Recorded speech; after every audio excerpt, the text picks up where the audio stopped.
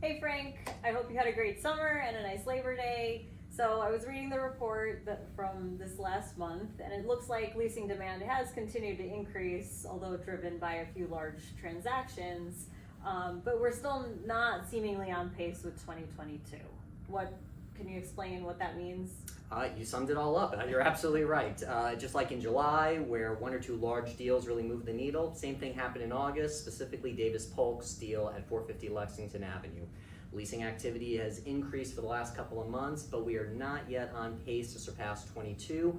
22 being so critical because it was about 29 million square feet of leasing activity, so close to that critical 30 million square foot mark. In a typical year of leasing, there's about 30 to 35 million square feet. So when we get there, that's really going to be a significant milestone in activity returning to that pre-pandemic normal. As you know, anything can happen in the last couple of months of the year, especially with those large deals that they usually look to close before New Year's Eve. So anything can happen, but we're not yet on pace to surpass 22 just yet. And what about pricing?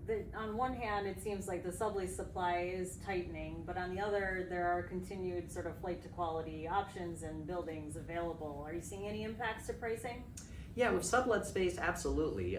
Even though sublet supply has dipped down to only 21 million square feet, that's nearly 80% higher over the last 3.5 years, we've seen an interesting effect where some of the quality sublet space that comes on the market actually increases the asking rent. This happened last month at 50 Hudson Yards. Nearly 300,000 square feet of sublet space came on the market.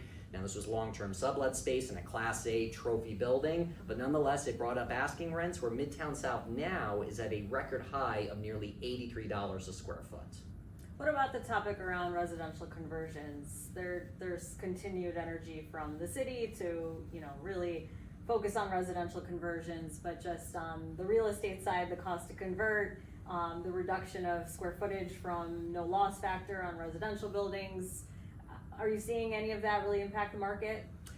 Yes, the loss of loss factors is certainly going to be one element you have to consider. Not my joke, it's hers. But also the fact that, if you remember, many of those conversions that we remember downtown from 10 to 20 years ago were supported by state and city incentives like the Liberty Bonds.